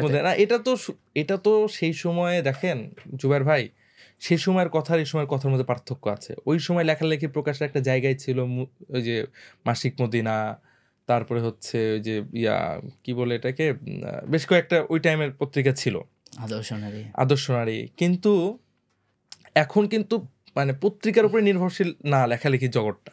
আমার কথা বলি, ওই টাইমে প্রতিভা বিকাশের এই কিছু মানে অল্প কয়েকটা জায়গাতেই আমাদের ওস্তাদরা, জাইনুল আবেদিন সাহেব হুজুররা প্রতিভা বিকাশ করছেন, তারা উঠে আসছেন। মূলত প্রশ্ন কিন্তু সেই সময় ছিল না। সেই সময় কিন্তু এটাকে যারা এখন প্রশ্ন তুলতেছে তারা সেই সময় এটাকে কিন্তু গ্রহণ করছে, তারা কিন্তু প্রশ্ন তুলছে এই সময়টা নিয়ে, বুঝছেন? এই সময় লেখক তৈরি হচ্ছে এখানে। আর ফেসবুক আমরা যেটা বারবার আলাপে আসছে যে ফেসবুক থাকতে কেন আমরা করবো, ফেসবুকে আসলে সাহিত্য হয় না। ফেসবুকে না, মানে মোটা কথা, যেমন এই যে ফেসবুকে যে আমি একটা উদাহরণ দিই যে ফেসবুকের সাহিত্য কি, হ্যাঁ, ফেসবুকের সাহিত্য আমাদের এই যে মহিউদ্দিন আকবরকে ছিলেন, দাদুমণি রহিমাহুল্লাহ, উনি বাংলা একাডেমির সদস্য ছিলেন, এবং আমরা যে সময় ওনার সাথে পরিচয় হয়েছি এটারও অবদান সাইদ আবরার ভাই। সাইদ আবরার ওনার মৃত্যুর 1 বছর আগে সম্ভবত, এবং সর্বশেষ আমার ওনার সাথে গপ্প হয়েছে এতে নকিবের একটা অনুষ্ঠানে, কাকরাইল এদিকে একটা ইনস্টিটিউটে, একটা সিঁড়ির পাশে নামাজের অবসরটা আমরা আলাপ করছিলাম। তো এই দাদুমণির আপনি আইডিতে গিয়ে দেখেন বা ওই সময় 7টা 8টা মানে লাইক পড়তো, পোস্ট পড়তো। তো এটা কি ফেসবুকের এত যে আমরা করি, দাদুমণি সাহিত্যিক না, লিখতে পারে না, কোনো কিছু না। অথচ আমরা যদি এখন বলি, আমরা গতকালকে একটা আড্ডা দিচ্ছিলাম একটা লেখাতো একটা গ্রুপে, ছড়া নিয়ে, কবিতা নিয়ে, অনেক কিছু আছে যে এমন, আমি পত্রিকার নাম বলবো না, একটা পত্রিকা আছে ধুমছে, মানে ছেলেদের আমাদের সমবয়সে লেখা ছাপতেছে, ওনারা হাওয়ায় বাসতেছে ফেসবুকে, লেখক হয়ে গেছে, এই হয়ে গেছে, সে হয়ে গেছে, কমেন্ট সমানে আসতেছে। তো একাডেমিক যে জ্ঞান লেখার একাডেমিক গোসল কারো কাছে কোনো নাই। তো ওনারা ফেসবুকে থেকে যাবে, আসলে একাডেমিক সাহিত্যে আসা যাবে না। একাডেমিক সাহিত্যে আসতে হলে লিটল ম্যাকের প্রয়োজন আছে। তাহলে এটা আপনি তাহলে অ্যাপ্রিসিয়েট করতেছেন পুরা দাগে যে লিটল ম্যাগের প্রয়োজন আছে। তাহলে এটার বাড়ানোর ক্ষেত্রে, অর্থাৎ লিটল ম্যাগের যে প্রয়োজন আছে, এটা যেন প্রত্যেকটা মাদ্রাসার ছাত্ররা করে, প্রত্যেকটা মহল্লার ছাত্ররা, সাহিত্যপ্রেমীরা করে, সেটার জন্য আসলে আপনাদের কোনো উদ্যোগ আছে নাকি? না, লিটল ম্যাগ আসলে এখন কিছু দিক তো মনে আছে যে অযথাই লিটল ম্যাগ করতেছে, এবং তাহলে তো আপনার কথা দ্বিমুখী হয়ে গেল না? মানে এটা বলি অযথাই কেন করতেছে, কারা করতেছে এটা বলি। যে আমাকে কয়েকজন বলছে যে জুবাইর, আমি আরো কিছু টাকা যোগান দেবো, আমার ব্যক্তিগতভাবে বলছে যে তুমি একটা পত্রিকা করো। আমাকে কেন? পত্রিকায় সব টাকা টুকা আমি দেবো, সমস্যা নাই, তোমার অফিস টফিস নিয়ে দেবো, আমার সম্পাদক বানিয়ে দিবা, হ্যাঁ আমার সম্পাদক বানিয়ে দিবা, আমি একটু জায়গায় বসে একটা ভাবসাব নেবো এসে। তো এগুলো তো দরকার নেই, আর আরেকটা হচ্ছে যে লিটল ম্যাগ আমরা লিখতে পারি না। লিটল ম্যাগ তৈরি হওয়া, যে তরুণ তৈরি করে, তার আরেকটা সুবিধাজনক ভাবে কি, আমি শুরু থেকে যেটা ভাবতাম যে আমার লেখা তো কষ্ট করে অন্য কোথাও দেওয়া লাগে না, আমি এখানে চাপমো, মানুষে পড়বো, এসে আমি দেখবো এসে। তো এখানে আলহামদুলিল্লাহ মোটামুটি আছে। শুধু এই যে আমাদের এইবারে মেলায় যে চিত্র, যে প্রদর্শনী ছিল, এখানে 60টার মতো ছিল। আচ্ছা, লিটল ম্যাগ আন্দোলনের কথা দুইবার চলে আসলো। লিটল ম্যাগ আন্দোলন আসলে এটা কি? এটা নিয়ে এখন আমি বলতে চাই না, এটা সাইদ আপনি বলেন। লিটল ম্যাগ আন্দোলনের ইয়াতে মনে করেন যে 7টা পত্রিকা জড়া হয়েছে বলতেছেন। আসলে লিটল ম্যাগ আন্দোলন এটা কি? এটা কি কোনো সংগঠন নাকি কোনো, মানে কি এটা আসলে মোটা দাগে? এটা এখনো মানে আমি সেভাবে বলতে পারবো না। এটা সামনে আলাপ আসবে মনে হয়। আপাতত আমি যতটুকু জানি যে সব লিটল ম্যাগকে নিয়ে, যত লিটল ম্যাগ আছে তাদের কিভাবে উন্নতি হয়, অগ্রগতি। আমার যতদূর মনে পড়ছে, আপনি দেখেন তো এটা খেয়াল করা যায়, কেন যত সময় এই বইমেলার আগের বইমেলা, এই বইমেলার আগের বইমেলায় লিটল ম্যাগের আন্দোলনের ইস্যুটা শুরু হয় যত সম্ভব যে 21-এর বইমেলাতে স্টল পাওয়ার থেকে শুরু করে, মানে 21-এর বইমেলাতে কিন্তু লিটল ম্যাগ চত্বর হয়, বাংলা একাডেমির যে বইমেলাটা হয়। কিন্তু আমাদের ইসলামী বইমেলাতে কিন্তু লিটল ম্যাগ নিয়ে আলাদা কোনো চত্বর হয় না। এটা এবার হওয়া উচিত ছিল। না, এটা তো হওয়ার উচিত। আমার মনে হয় যে এই ব্যাপারগুলো থেকেই মনে হয় লিটল ম্যাগ আন্দোলন আপনারা সম্পৃক্ত হয়েছেন কিনা একে যেন, যেমন এবার যে লিটল ম্যাগের স্পেসিফিক একটা আয়োজন হইলো লিটল ম্যাগ আন্দোলনের, কিন্তু একটা বইমেলাতে আপনারা যে আয়োজনটা করলেন 7টা লিটল ম্যাগ, এটা তো কম না।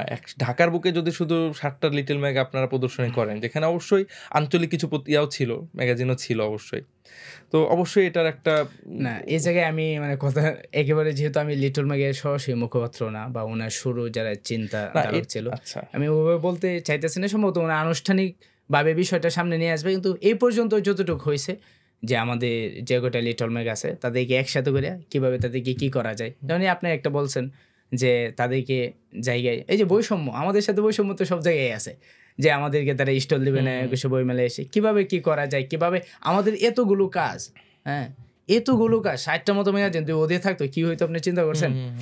সব কটা নিউজ হইতো মনে হয়। সামনে নিয়ে আসা আরেকটা ব্যাপার বলি, যে পত্রিকার সাজসজ্জার ক্ষেত্রে ভিতরে কাজ যেটা করেন, এটার ক্ষেত্রে আসলে কোনো দৃষ্টিভঙ্গি থাকে কিনা, দাওয়াতি দৃষ্টিভঙ্গি বা কোনো দৃষ্টিভঙ্গি রাখেন কিনা? আমার কাছে মনে হয় এটা থাকে, এবং এটার জন্য আমি খুব মানে দুঃখ বোধ করি যে আমারই কিছু বন্ধু বান্ধব বা আমরা যারা একসাথে চিন্তা বোধ করি ওটা ভাবেন না।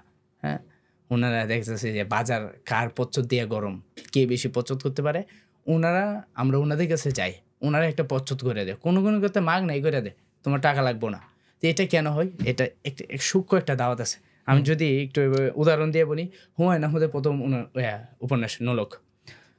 নোলকের ভিতরে হুমায়ুন আহমদ সে নিজে গল্পকথক থাকে, এবং এখানে মূল যে চরিত্র, সেই চরিত্র থাকে রাবেয়া।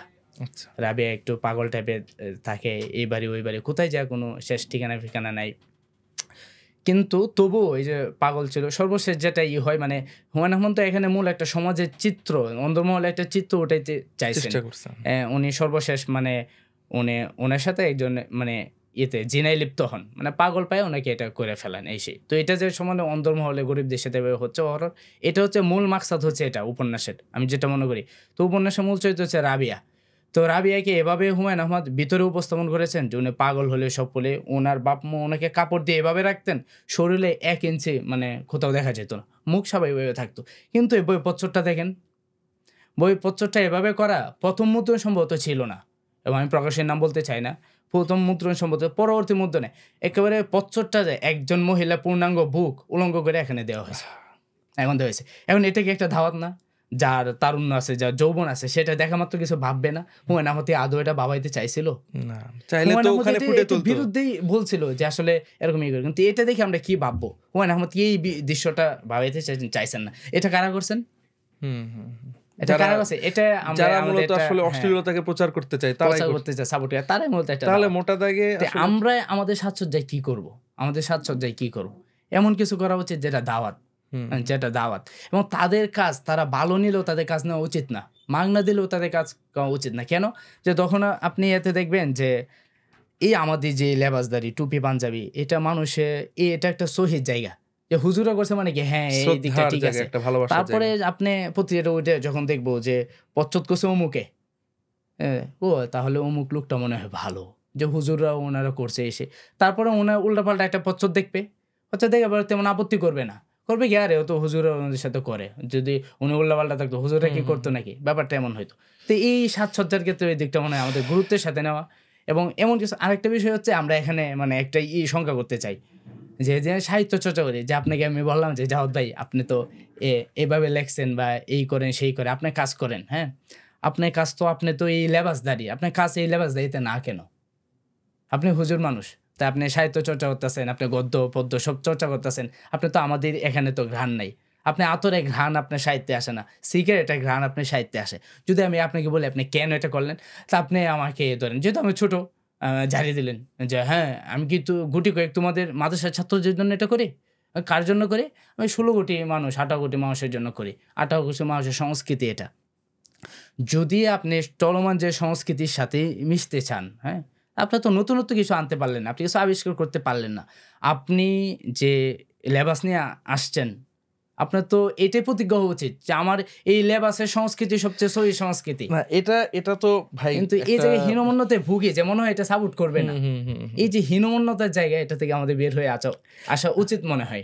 জুবায়ের ভাই এই ব্যাপারটা আসলেই খুবই গুরুত্বপূর্ণ যে এটা আমাদেরকে জাইনুল আবেদিন সাহেব হুজুরও বলছেন যে আমি সাহিত্য চর্চা করব কিন্তু আমার টুপি খোলা লাগবে না। হুম, হ্যাঁ, আমার সাহিত্য চর্চা করলে টিএসসিতে বসে গাঞ্জা খাওয়া লাগে না। হুম। মানে হুজুর এভাবে বলেন না, কিন্তু এই কথাগুলো আর কি আমাদের হুজুররা বলেন আমাদেরকে যে সাহিত্য চর্চা একটা সময় আমাদের অঙ্গনে কিছুটা নিষিদ্ধ ছিল। তার একটা রিজন হচ্ছে যে যারা সাহিত্য চর্চা করতে গেছে তারা স্রোতে হারিয়ে গেছে। হুম। আমাদেরকে অবশ্যই এটার থেকে বেঁচে থাকবে। এটা একটা বৃহৎ একটা ব্যাপার। এই জায়গায় আমি ছোট আরেকটা আলাপ যুক্ত করতে চাই যে এই জায়গায় আমাদের চিন্তাটা কিভাবে তৈরি হয়, হ্যাঁ? ধরেন আমি একজন তরুণ, একজন বাচ্চা মানুষ। আমি সাহিত্য চর্চা করব। সাহিত্য চর্চা হলে আমি আমার ঘরানার কমপক্ষে লোকদের পড়বো যে উনারা কাদের পইড়া সাহিত্যিক হইছেন। তো ধরেন আমি একজনের জীবনী পড়তেছি, ধরেন আমি নদী সাহেবের কোনো বই পড়তেছি, ওয়াহিদুল নদী সাহেব। যে উনি বলতেছেন যে উনি কাদের সাহিত্য পড়ে লেখালেখিতে আসছেন। যে উনি এমন মানুষের সাহিত্য পড়ে লেখালেখিতে আসছেন যারা নাস্তিক, যারা ঈমান নাই এসে। এখন আমি ভাবলাম কি আচ্ছা হুজুরে ওই নাস্তিক দিয়ে পড়ছে এসে আমারও তো তাহলে ওটা পড়তে হবে। সরাসরি এভাবে ভাবা উচিত না। হুম। উনারা যে সময়টাতে এই চিন্তাটা করছেন, ওই সময় কেউ ছিল না। হুম, হুম। এখন তো তোমার এই উনারা তৈরি হয়েছেন, শরীফ মোহাম্মদ সাহেব তৈরি হয়েছেন, নদী সাহেব তৈরি হয়েছেন, আবিদিন সাহেব তৈরি হয়েছেন। আগে উনাদেরকে পড়ো। উনাদেরকে না পড়ে এক লাফে উনাদের কেন পড়তে হবে? এই যে এক লাফে উনাদেরকে পড়তে যাও তারপরে চিন্তার সমস্যা হয়। তারপরে যে চিন্তার সমস্যা হয় যে এটা সংস্কৃতি মূলত ওইটাই। না কারণ আমাদের বাচ্চা বয়সে তো অভিজ্ঞতা থাকে না। এটা আচ্ছা ভাই আপনি বললেন যে প্রায় ৪০ থেকে ৪৭ টা মানে লিটল ম্যাগের সাথে কাজ করছেন। আচ্ছা, এর মাঝে আপনি কি কোনো আয়-টায় আপনার হ্যাঁ, হয়? আমার আয় হইছে। কেমন আয় হয়? মানে কিভাবে আয়টা আসে কোথায় থেকে? হ্যাঁ, মানে আয়টা পত্রিকাটা বিক্রি করে আয় আসে নাকি না। কাজ করে আয় আসে? লিটল ম্যাগ বিক্রি করে টাকা আসে না কখনো। শুরুতে বলা হয়েছে লিটল ম্যাগ নো ব্যবসা। আচ্ছা, এখানে ব্যবসা হয় না। ঠিক আচ্ছা। আছে? তাহলে লিটল আয়টা ম্যাগ আপনি কিভাবে করেন? আয়টা খুব বেশি মানে এটা মোটা সংখ্যা আয় হইছে ব্যাপারটা এমন না। এটার ভিতরে দেখা গেছে যে কাজটা উনারা ৳২,০০০ দিয়ে করাইতে পারতো, ৳৫,০০০ লাগতো। এটা আমরা ৳৫০০ দিয়ে করাইতে পারতাছে। আচ্ছা। ঠিক আছে? আপনি কি এটা মানে শিল্প মানকে নষ্ট করতেছেন না? ৳৫,০০০ র কাজকে ৳৫০০ করায় দিচ্ছেন যে? আমি শিল্প আজকে কখনো এটাই করতেছি না। আমার একটা ভিতরে আলাদা একটা ইচ্ছা আছে। যে মানে আমি একা আগাবো না। আমি একটা অঙ্গন নিয়ে আগাবো। হুম, ঠিক আছে? আমি ওদেরকেও এটা আমার কাজে মনে করি। হ্যাঁ? এবং আমি সম্ভবত কখনো ব্যক্তিগত আলাপ চাইতে আপনাকে বলে ফেলছিলাম যে, "বঙ্গবন্ধু কি হয়ে লাভ যে আপনার রেস কোর্স ময়দান আপনার না থাকে। আপনি একটা চিন্তা লালন করেন, আপনি একটা সংস্কৃতি ধারণ করেন, হ্যাঁ? শুধু যদি আপনি এটা করেন, এটার তো কোনো মাঠ না থাকে, তাহলে এটা সফলতা তো আসলো না।" হুম, হ্যাঁ? হুম, তো এটার জন্য আমার সবাইকে হেল্প করা আরকি ব্যাপারটা। হ্যাঁ, এবং এই ভিডিও দেখার পরে হয়তো অনেকে আমারে কুচাইবো যে কিভাবে কি করা যায়। জুয়ার ভাই আমরা মোটামুটি অনুষ্ঠানের শেষ পর্যায়ে চলে আসছি। দর্শক আজকে লিটল ম্যাগ নিয়ে যারা বিশেষ করে এটা আমি মনে করি আকর্ষণ করবে যারা লিটল ম্যাগ নিয়ে কাজ করছেন, মাদ্রাসা পড়ুয়া যারা আছে, জেনারেল ঘরানারও যারা আছে, সবাইকে আশা করছি এটা আকর্ষণ করবে। তো আজকের প্রোগ্রাম আমরা মোটামুটি শেষ পর্যায়ে চলে আসছি ভাই। আপনি আমাদের আজকের প্রোগ্রামে সময় দেওয়ার জন্য অনেক শুকরিয়া। আমি সর্বশেষ আমাদের অদম্য বাংলাদেশকে নিয়ে আশা, আকাঙ্ক্ষা বা পরামর্শমূলক কোনো কথা থাকলে বলার জন্য অনুরোধ করব। অদম্য বাংলাদেশে অসংখ্য শুকরিয়া যে আমার মতো বাচ্চা পোলাওয়ারকে এরকম কথা বলার সুযোগ দেওয়া হয়েছে। আসলে এটা দেওয়া উচিত। হুম, ওদের চিন্তা ভাবনা কি, ওরা কি চিন্তা হুম, লালন হুম। করে এটা বড়দের জানা উচিত। তো সেজন্য অদম্য বাংলাদেশে অসংখ্য শুকরিয়া এবং আমি মনে করি আমি এই কথাগুলো বলতে পারি না, অনেক অগোছালো গল্প। আমার মতো অনেক তরুণ আছে, অনেক কাজ আছে। তাদেরকে নিয়ে আসা, হ্যাঁ? হুম, এই গল্পগুলো সামনে নিয়ে আসা। অনেক কিছু যে আড়ালে থেকে থাকে, হ্যাঁ? আরে আমরা বৈষম্যের শিকার সবসময়। এই বৈষম্য আশা করি নতুন বাংলাদেশে অদম্য বাংলাদেশ কাটিয়ে তুলবে ইনশাআল্লাহ। ইনশাআল্লাহ, ইনশাআল্লাহ।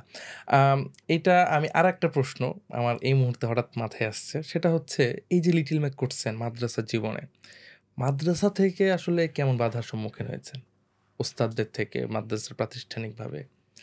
আমি কখনো উস্তাদদের থেকে বাধার সম্মুখীন হইনি। ছাত্র ভাই বন্ধুদের থেকে বাধার সম্মুখীন হয়েছে। উস্তাদদের বাধা কি হয়? যে আমরা স্বাভাবিকভাবে যে সাহিত্য চর্চা করার জন্য, রাজনীতি করার জন্য মাদ্রাসা থেকে বের করে দিয়েছে। ব্যাপারটা এমন না। মাদ্রাসার কোনো কানুন আপনি লঙ্ঘন করছেন। এখন আপনি সাহিত্য চর্চা করেন। সারাদিন দর্স বাদ দিয়ে আপনি এটা লইয়া বইয়ে থাকছেন। এটা কি হইল? ব্যক্তিগতভাবে উস্তাদের পক্ষ থেকে আমি খুব বেশি উৎসাহ পাইছি। আমার একজন উস্তাদ আছে তারবিয়াতুল উম্মার উস্তাদ নাম বলে মুদারিস ফেলেন ওস্তাদের। মাওলানা আল আবিদ শাকির হাফিজাহুল্লাহ। আচ্ছা। হুজুর অনেক আমার প্রেরণা যোগাইছেন এবং হুজুর জানি না মানে হুজুর যেভাবে আমাকে করছেন আমি প্রত্যেকটা এতেই আমি অনেক উৎসাহ পাইছি। হুজুর বলছেন এবং বিভিন্নভাবে আমি বলতাম হুজুর এটা। হুজুর বলতে হ্যাঁ করো, এভাবে করতে পারো, সেভাবে করতে পারো। এসে ছাত্রদের ক্ষেত্রে যেটা বাধার সম্মুখীন হয়েছে যে আপনি ওটা লক্ষ্য করবেন যে আপনি দর্শিয়াতের সাথে আপনি ইজাফি কিছু করতে চান, মানে সাথে আরেকটা কিছু করতে চান, আপনি ভিন্ন চোখে দেখবে। একই সময় আমি যেটা দেখছি যে সবাই মিলে গপ্প করতেছে, সবাই মিলে আড্ডা মারতেছে। এই সময় আপনি বই পড়তেছেন, আপনি সাহিত্য চর্চা করতেছেন, আপনাকে কেউ না কিছু বলবে। কি হবে এগুলো করে? হ্যাঁ? বা চুলের যে উর্দু শব্দ আছে, উর্দু উচ্চারণ, সেটা উচ্চারণ করে ফেলবে আপনার। এই হবে। তো এমন হয়েছে আমার নাহবিয়া বছর এমন হয়েছে। আমার ছিটটা ছিল একেবারে দরজার পাশে। বের হওয়ার সময় কিছু আমারে বললে যেত, আমার ঢোকার সময় বলে যেত। আলহামদুলিল্লাহ এটা অহংকার না, এটা বুঝাইতেছি জায়গার মূল্যটা বুঝতে। এমন সময় এমন হয়েছে যে ওনার SMS না করলে মন খারাপ করে ওনারা, যে হ্যাঁ যে SMS সিন করলো না এসে। অথচ ওনারা আমার গালি আছে যে এটা দ্বারা কী হইবে, কী হবে। এরকম একটা আসলে এক্সপিরিয়েন্স বা অভিজ্ঞতা আমারও আছে। সেটা হচ্ছে আমি 2016 থেকে আমি প্রথম রোজনামচা লেখা শুরু করি, বুঝছেন? তো সেই সময়ে আমি যখন লিখতাম তখন আমি মানে তাইসির পড়ি, খুসুসি পড়ি, হ্যাঁ, খুসুসি ফার্সি পড়ি। তো আমি যখন লিখতাম ছাত্ররা আমি ক্লাসের মধ্যে তো ওই টাইমে মোটামুটি ভালো ছাত্র ছিলাম, নাম্বার আওয়াল ছিলাম। তো ছাত্ররা আসলে সবাই আমার ভালো সম্পর্ক, তেমন কেউ কিছু বলতো না। একটু সিনিয়ররা একটু বাঁকা চোখে দেখতো, কী করতেছে হ্যাঁ। তো আমরা মাদ্রাসায় দেয়ালিকা করতাম, তো দু একজন ওস্তাদ ডিমোটিভ করতেন বা কেউ কেউ মোটিভেশন তো দিতেন, কেউ কেউ তো পরামর্শ দিতেন, আগ্রহ দেখাইতেন, কেউ কেউ নিষেধ করতেন। এটার একটা মানে মানে আমারও যে ইয়াটা ছিল যে নিজের মোটিভেশন, যে এত কিছু বলার পর আমি থামতাম না। সেটা হচ্ছে যে আমি খেয়াল করে দেখছি যে টাইমে আমি সাহিত্য চর্চা করতাম, লেখালেখি করতাম, রোজনামচা লিখতাম, সে টাইমে আমার সব কিছুই ভালো চলতো। দর্শ হইতো ভালো করে, তাকরার হইতো ভালো করে। যে টাইমে এগুলো বাদ দিয়ে দিতাম সে টাইমে আমার সবগুলো এলোমেলো হয়ে যেত। তো এক পর্যায়ে গিয়ে আমি আস্তে আস্তে মনে করেন যে মানে এইটাকে এটা কেটে ওঠে বলতে আর কেউ বলে না কিছু, সবাই এটাকে প্রশংসা করে। যাই হোক, আমি শেষে আরেকটু কথা যুক্ত করতে চাই যে আসলে যারা কিছু করে দর্শিয়াতের পাশাপাশি ক্লাসে পড়া, ওরা বলা হয় যে ওরা এগুলো না করলে ক্লাসের পড়া আরো ভালো হতো, জিন্দিগিতেও করতো না না জিন্দিগি। এবং আমি যদি ক্লাসের পড়া সে ভালোভাবে পড়তো এগুলোতে আসতো না। না একটা ফারাকের একটা জায়গা থেকে না না এটা ব্যাপার না। ব্যাপার হচ্ছে যে ক্লাসের পড়া ভালো হলে এখানে আসতো তা না। ক্লাসের পড়া ভালো হলেও এটাতে আসা সম্ভব। কিন্তু যে ছেলেটা আড্ডা দিচ্ছে, সে আসলে আড্ডা মানে যে কাজ করতেছে সে আসলে আড্ডার মুখাপেক্ষী না। এবং লেখালেখি মন্ত্র হচ্ছে পড়া এবং পড়া। মানে যে পড়তে একটা মাথার একটা গিট থেকে এটা খুলে যায়, তারপরে সে দর্শিয়ে তো চোখ মেলতে পারে, একটা গভীর একটা দিতে পারে। কারণ আমাদের এই যে ফরিদাবাদ আব্দুল গনি সাহেব হুজুর রাহিমাহুল্লাহ, ওনার কথা দিয়ে বলি, উনি মিজানি বছর আমাদের একটা এতে বলছিলেন যে যারা পড়ে না, হ্যাঁ ধরো আসরের পরে এসে পড়ে না, এবং তুমি চাইতে হ্যাঁ তুমি বিরাট কিছু বানায় ফেলবো, আসরের পরে আটকাইছো পড়ানোর জন্য, দুদিন পরে সে পাগল হয়ে যাবে।